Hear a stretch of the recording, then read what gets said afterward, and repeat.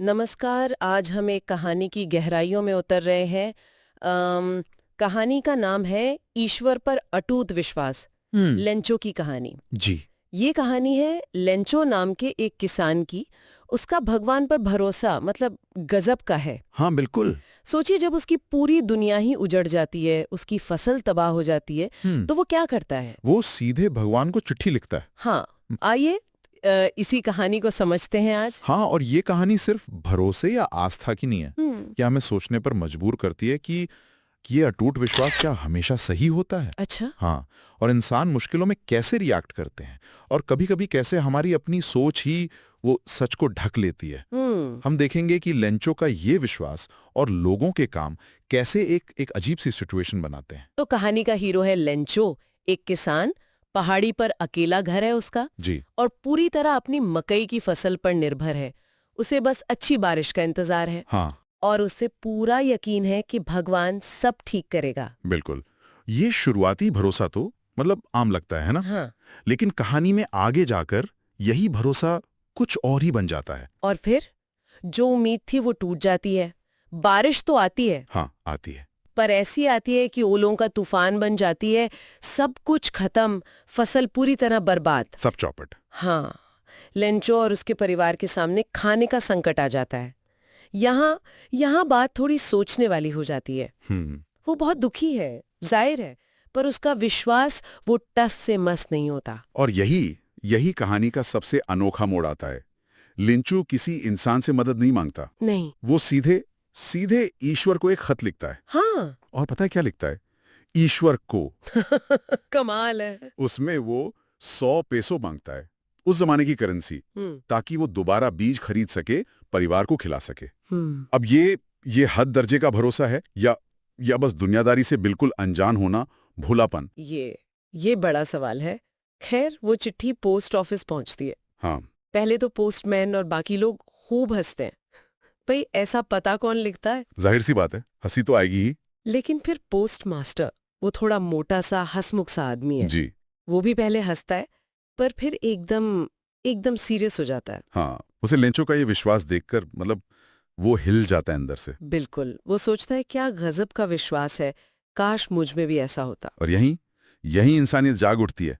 वो तय करता है कि इस आदमी का भरोसा टूटना नहीं चाहिए। हाँ, और वो सिर्फ सोचता नहीं, करता भी है। वो अपनी सैलरी से पैसे देता है। जी हाँ। अपने स्टाफ से मांगता है, दोस्तों से चंदा लेता है, सब लेंचो के लिए। कोशिश तो पूरी करता है वो। लेकिन दिलचस्प बात यह है कि इतनी कोशिश के बाद भी वो पूरे 100 पैसों नहीं जमा कर पाता। अच्छा, कितने होते हैं? मुश्किल से करीब 70 पैसों जमा हो पाते हैं। पोस्टमास्टर इन पैसों को लिफाफे में डालता है, लेंचो का पता लिखता है, हाँ। और अंदर बस एक शब्द लिखता है, ईश्वर। जैसे जवाब भगवान ने ही भेजा हो। बिल्कुल। उसकी नीयत तो अच्छी है ना? वो लेंचो का विश्वास बचाना चाहता है। हाँ। पर यहाँ एक सवाल है, क्या ये मदद असल में लेंचो की भलाई कर रही थी या अनजाने में उसके अंधे भरोसे को और पक्का कर रही थी? ये बात तो सोचने वाली है।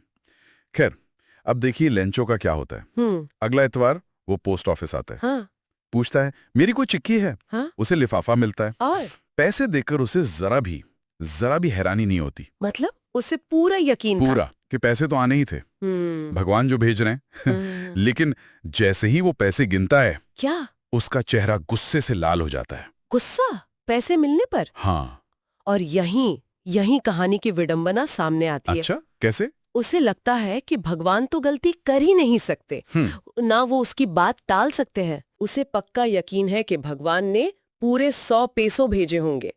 तो ये 70 क्यों है? बाकी 30 कहाँ गए? ओह, तो शक किस पे गया?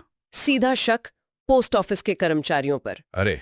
वो फौरन काउंटर पर जाता है, कागज कलम मांगता है और एक और चिट्ठी लिखता है भगवान को। दूसरी चिट्ठी? उसमें क्या लिखता है? लिखता है कि बाकी के 30 पैसों भी जल्दी भेजिए, लेकिन भगवान डाक से मत भेजिएगा। क्यों?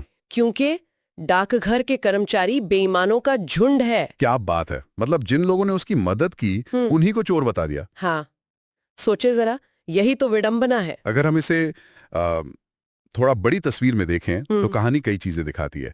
एक तरफ लेंचो का वो अटूट विश्वास, हाँ, जिसने पोस्टमास्टर को मदद के लिए उकसाया। हाँ, दूसरी तरफ वो इंसानी हमदर्दी जो बिना जान पहचान के मदद करने को आगे आई। सही। और आखिर में वो दुखद आयरनी कि लेंचो का जरूरत से ज्यादा सीधापन या कह लें अंधविश्वास उसे सच देखने ही नहीं देता। बिल्कुल, वो मदद करने वालों को ही दोषी समझ बैठता है। ये दिखाता है कि कैसे हमारी अपनी गहरी सोच या विश्वास कभी-कभी असलियत पर पर्दा डाल देते हैं। सही कहा। तो लेंचो की कहानी उम्मीद से शुरू हुई, तबाही से गुजरी, भगवान से एक अनोखी मांग तक पहुंची। उसे मदद भी मिली अनपेक्षित तरीके से, लेकिन अंत एक दुखद गलत फहमी पर हुआ। ये कहानी विश्वास की ताकत, इंसानी भोलेपन की हदें और असलियत की जो उलझने हैं उन्हें बड़ी खूबी से सामने रखती है। और ये हमें एक सवाल के साथ छोड़ जाती है ना कि जब किसी का अटूट विश्वास, चाहे वो कितना भी नेक इरादे से क्यों ना हो, जब वो दुनिया की मुश्किल सच्चाइयों से टकराता है तो होता क्या है?